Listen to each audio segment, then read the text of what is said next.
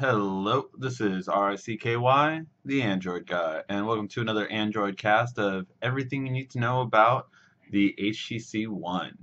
Alright guys, the HTC One was just announced, and I want to let you guys know everything you need to know about this device, how it compares to the current devices out there, and how it should compare to the future devices out there. So let's take a look. First of all, it is a 4.7-inch screen.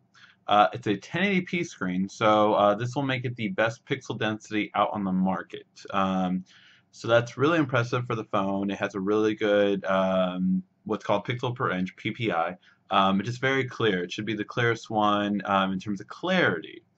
Now, it's still sporting LCD3 instead of LED. So they did not get their screen from Samsung as like the One S did. The One S had gotten an LED screen from Samsung. This is going to be LCD, so just kind of like the Droid DNA. And I will be explaining who it's going to go out to later. It has Android 4.1.2, which is a little, it's not the newest one out there, but it's the second newest one. So, okay, we'll give it that. We'll let that leeway go. The processor is a Snapdragon 600. So every current processor out in the market, for the majority part, is made by Snapdragon, with the exception of some like Samsung, and of course Apple and everything like that. So let me explain. Snapdragon has three main processors. One is on this one, and then that you have the two older ones. So on the Galaxy S3, there was an S4 processor. Towards the end of the year, on the Droid DNA as well as the LG Optimus G, we saw the quad-core version of that, which is called the S4 Pro processor. This one is called the Snapdragon 600 processor. So the 600 is basically the upped version of the S4 Pro. So S4, S4 Pro, and Snapdragon 600. We will also see an 800 processor, but we do not know what that'll go on yet. Possibly a tablet, especially rumor mill about Asus getting their processor. So, as far as the 600 goes, here's the real big thing. It's supposed to be 30% faster than the current one. So the HTC DNA was a little bit laggy because of Sense. Now this is a different version of Sense, so we'll see how it goes. But it wasn't the fastest phone out there. I mean, every time I played around with it, it was just, it seemed like my S3 even beat it in certain aspects, and it was just because of the interface of Sense. Same thing with the LG. Now, this is also because of how the S4 Pro, its flaw that it had, as soon as it upped up to a certain amount, it would downgrade to a dual core. So it just wasn't as efficient. Now, I saw the Snapdragon 600 at the event at CES, and that one looks a lot snappier. So this should be quick. Sorry, ran off on a tangent there. It will have Gorilla Glass 2, so like a lot of the other smartphone makers out there, it'll have Gorilla Glass 2. The processor speed is 1.7 gigahertz Qualcomm Snapdragon 600. It will have 2 gigs of RAM.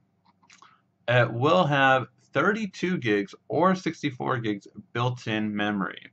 Now here's the big thing. Two things to note is this phone does not have expandable memory, so you cannot add a micro SD card in it, as well as you cannot change out the battery. This is a unibody body.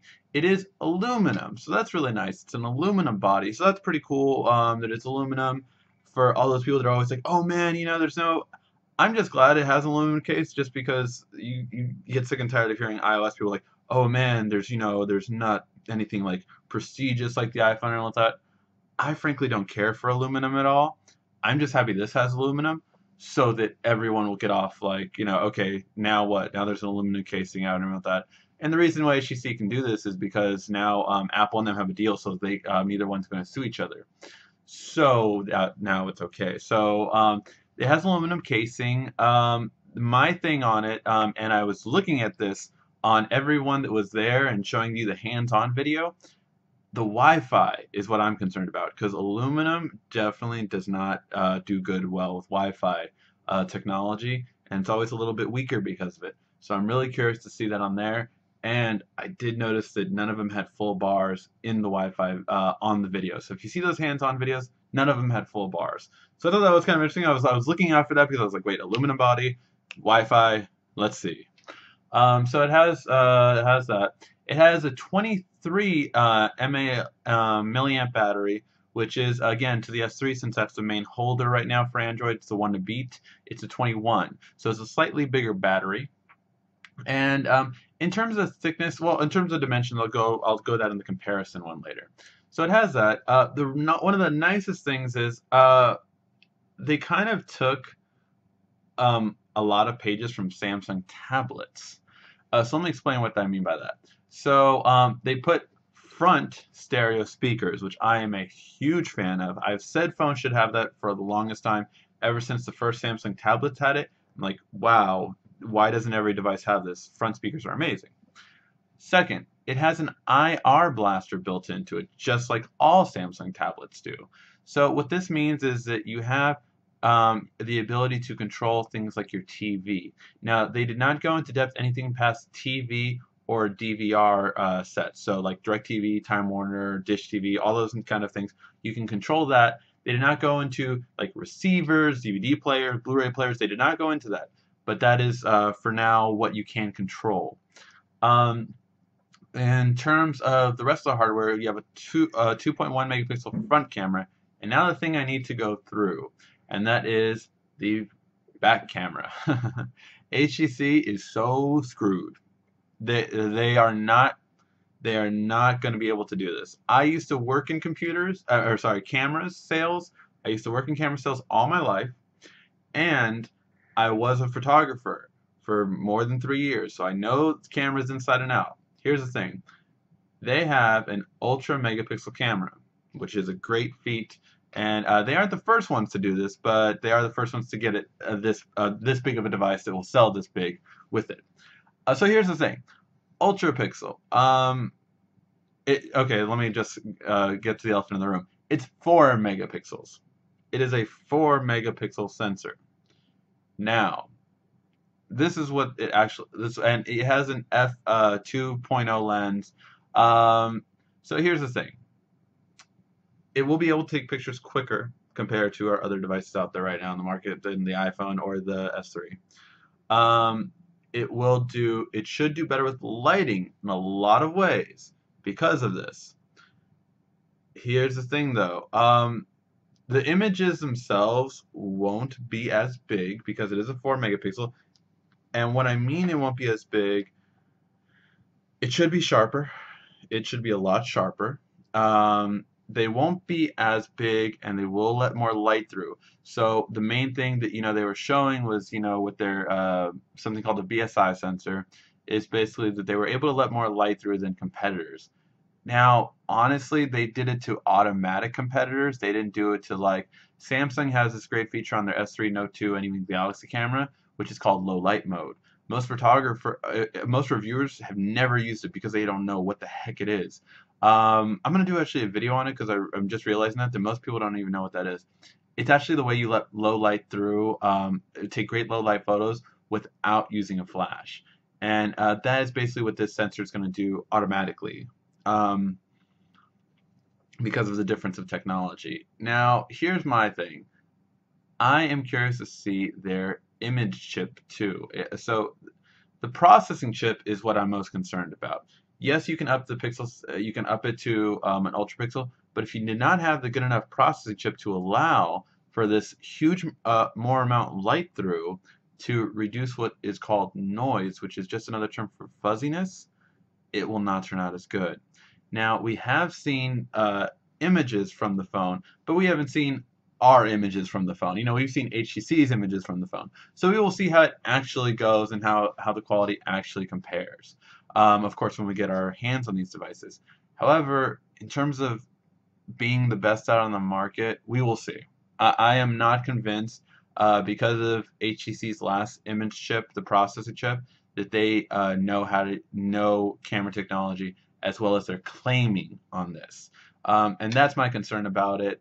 It's 4 megapixels. The reason why I say they're screwed is because no matter what, you as viewers might know this, or you might not, But megapixels don't matter as much, but you will never convince the mass media that it doesn't. Ever. You will never convince that. People want greater megapixels. At least you have to get to the 8. You can't go that far down. You can go back to, if they would have had a 6 megapixel sensor, it would sell a lot more.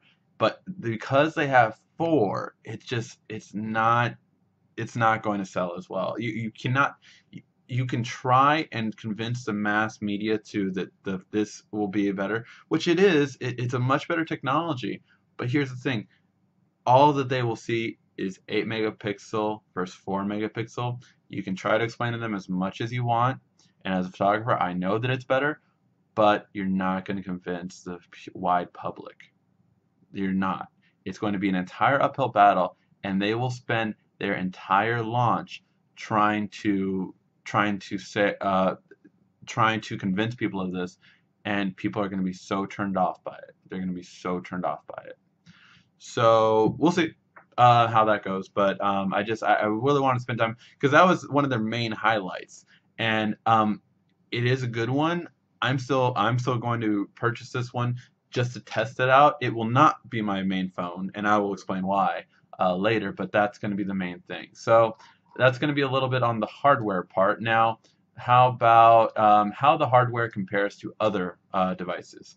So let's go between the S3 first because that's the and we'll go to the Xperia Z. Those are the main competitors right now, I would say, coming out this year. We also have the LG coming out a little bit later, but that's not. So for the main three Samsung, or sorry, for the main three Android phones, a little slip of the tongue there. Let's see how they compare. So dimensions-wise, this is a little bit thicker. It is 9.3 millimeters compared to 8.6 millimeters of the S3. So it's thicker than the S3 and, of course, thicker than the iPhone as well. It is also heavier than the S3. It is 5.04 compared to 4.69. So it's a little bit heavier. Now, some people like that. Some people want more weight. Some people don't. So that's the difference. It is a 4.7-inch screen instead of a 4.8-inch screen, so the S3 still has a slightly bigger screen. And phones like the Xperia Z are all coming out with a 5-inch screen. So they're coming out with a bigger screen, and this isn't the same kind of screen size.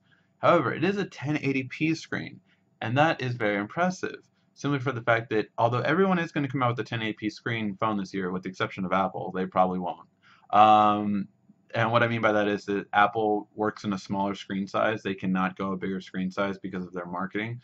So Apple will not come out with a 1080p screen. Hopefully they'll finally come out with a 720p screen, but they will not come out with a 1080p screen. They just won't. In that kind of screen size, you won't be able to do it. But hopefully they'll finally have the HD screen, which the iPhone 5 still does not have. In terms of pixels per inch, though, they really took a huge leap in compared to everyone else. To give you an idea of the pixels per inch on, say, the S3, you have a 306 pixels per inch. On the new HTC phone, you have a 468 pixels per inch. That is the most on any phone out on the market. So it's really good. That was my Simpsons game. So just to give you a comparison on that. Again, in terms of battery size, you have a 2300 milliamp battery, which is interesting. I'll explain in future phones what we'll see. The Xperia Z is 2330 milliamp battery, so it has a slightly bigger battery, minuscule though. And the S3 has a 2100 milliamp battery. Now, here's the thing. In actual standby time and talk time, the S3 is actually, for the most part, a lot better in comparison to the Xperia Z. So even though the Xperia Z had a bigger battery, the S3 has a better battery life.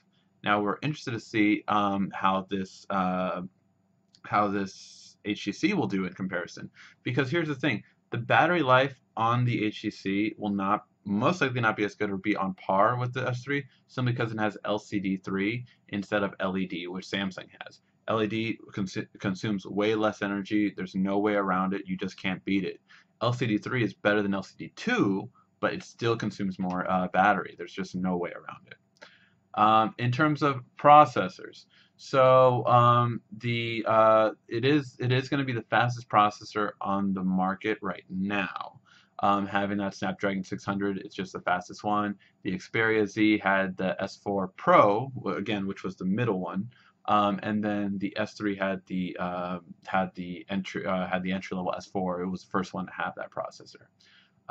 They all have 2 gigs of RAM. And for the S3, you do have the 16 and 32 gigabyte, but you can expand up to 64, which again you cannot do on the HTC. But it does have 32 gigs built in, which should be fine for most consumers. Um, in terms of, they all have 1080p video. There are really like nothing difference between them in terms of front face camera. S3 has a 1.9, Xperia Z has a 2.2, and this new HTC has a 2.1. So those are a couple of the differences on how it compares to these products. Now, in terms of what new software, so the new software is pretty interesting. You have one called Blink Feed, which kind of looks like Google Plus or Flipboard. Um, I say it looks more like Google Plus. Google Plus swipes to the right, and then this one swipes up. So it looks more as like that basically in terms of the way it looks. It has Sense TV, which is just basically their interface. Samsung has Peel, which is their smart remote. Sense TV is the smart remote app for the phone. And so those are some of the new softwares. The other new software, oh, BlinkFeed, by the way, is actually your home page. So it takes up like one of your home screens, and then you just swipe to the right if you wanted your regular home screen. They do have HTC Zoe. So that one's kind of interesting. What it is it's basically exactly like what Samsung did for Samsung has a gallery and a video player. They've had that for on the S3 on the Note 2. And here's the thing. It's basically the same thing, to be honest. It's except it's more of a grid-like view, which is nicer. It's a cleaner UI. But basically, it will, if you have a video, it will play that video. It will play that video live, just like it would on there.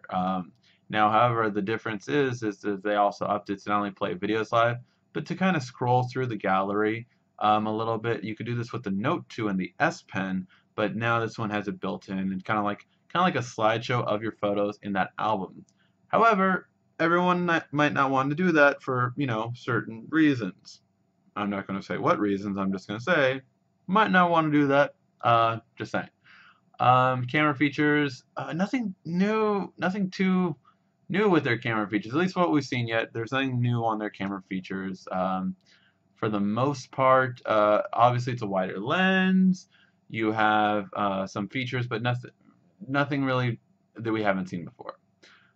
In terms of the other thing is on their app drawer, you now have a clock with the date and time on the app drawer.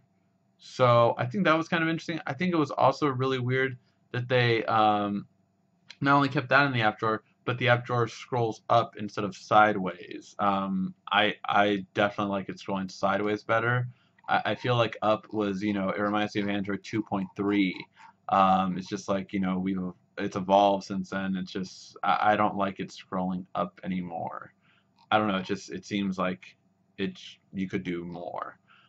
So yeah, but that's it. Now, who is it going to? Okay, so who is it going to? It is going to AT&T, Sprint, and T-Mobile in the U.S. And this is supposed to launch in March. So that's going to be the main part of it, that you are going to have it launch in March in the U.S. We'll see more on that hopefully soon, that when it'll be specific. And they haven't announced pricing yet, but I would assume, now this is assuming of course, just because we don't have official word on it, but I would assume it would be $199 for the 32 gig and $299 for the 64 gig. Simply because if HTC tries to price at $249, people will be getting iPhone 5s and Galaxy S3s hand over fist over it. You just can't compete HTC. You need to put at the same price point. Hopefully they know that. We'll see if they do, but we'll see. So here's the thing. Now, how will it compare to the future? So we know all of this now, but how will it compare to the future? Well, here's the thing. I think HTC needs this right now because they are not selling. The HTC is just not selling. Their stock has dropped so much with consumers that the last phones weren't that impressive. The DNA was good, but again, here's the problem with HTC. They keep trying to do what Android did 2 years ago. 2 years ago, Android was like, look, we're gonna make the best hardware, and because we have the best hardware, we're gonna have amazing devices, and they'll outsell iPhone. What happened? iPhone still outsold everyone. What the S3 did was, we're gonna have really, really, really great hardware. It will be the best for the majority of the year, but we're gonna put features that no one else has in our devices, so you can actually do things. And that's why they came up with things like split screen. They came up with things like smart stay. As long as you're looking at it, it won't turn off. They came up with S-Beam, so you can share between devices. I still have not seen on this HTC device if they will have some kind of file transferring, which they have not had with NFC and Wi-Fi Direct. S-Beam was amazing for that purpose, and I would assume that HTC would have it. There's been no word on that because they're trying to go on and on about their camera. So HTC needs features. Now, the TV one's a really cool feature, and the speakers one's a really cool feature. Those two alone, I really like. I think those are grabbing my attention more than the camera, to be honest. Those I would say are better features, just because although the camera is remain to be seen, and that's the thing I'm more concerned about, because their processor has never been that great. So yes, they have the megapixel now, but they need the processor to back that up. So we'll see how it turns out. But in terms of, will this be the top phone of the year? No, it won't. I'm sorry, HTC, you're a great company and you started off Android, but you really have not stayed ahead of the curve. You are going to do something great with this device, but when you said that Samsung should be worried about your devices, the CEO is like, oh, Samsung should be worried about HTC's high-end devices. Honestly, the S4 is just, I would assume it's going to have way more to it, and I think it's just going to have a lot more features. Now, different reviewers have said different things now about this. So they're like, oh, well, it's the best phone right now. I'm like, yes, but here's your issue. That although you can say it is the best phone right now, because it is, honestly, the M7 will probably be the best phone for a month, 2 months. Because if they're releasing in March, we keep hearing rumors that the S4 is releasing from April to June. What are customers going to do? Well, they're going to be like, I'm going to wait till the S4 comes out, or till the S4 is at least announced, because then they're going to decide if they're going to get the HTC or the S4. And that's why the HTC will not dominate sales, to be honest.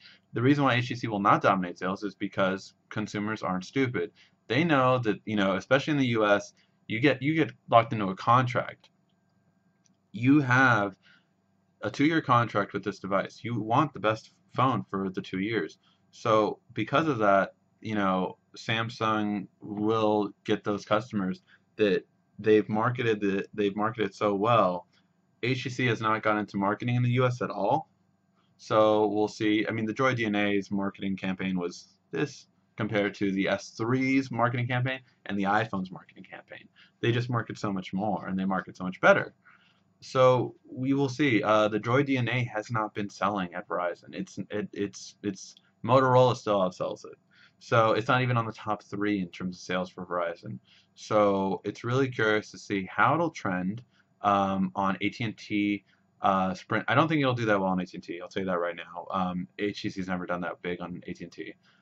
In terms of Sprint, I think that's going to be its best sell. I think that could definitely challenge it. There the most. I think Sprint will be its biggest part. And in terms of T-Mobile, I think it's too much competition. You have the rumor of the iPhone coming there, next month or so, and you have HTC, and you have Not only that, but the S3 is still dominating their sales. I mean, T-Mobile is really Samsung geared. So, and that's at the end of the day. It's not that it's a. I'm not saying if it would be a bad device. I'm just saying, will it sell? And to be honest, I don't think it'll. It won't be the phone of the year. It will not be the phone of the year.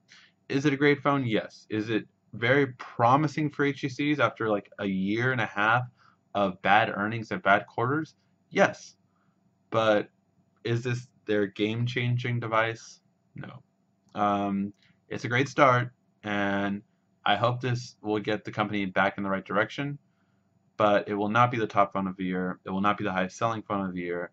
It is a great phone, but in terms of how it will end, we'll see. And I do plan on getting this device to review for you guys. So make sure to subscribe to both Ask the Android Guy 1.0 and 2.0.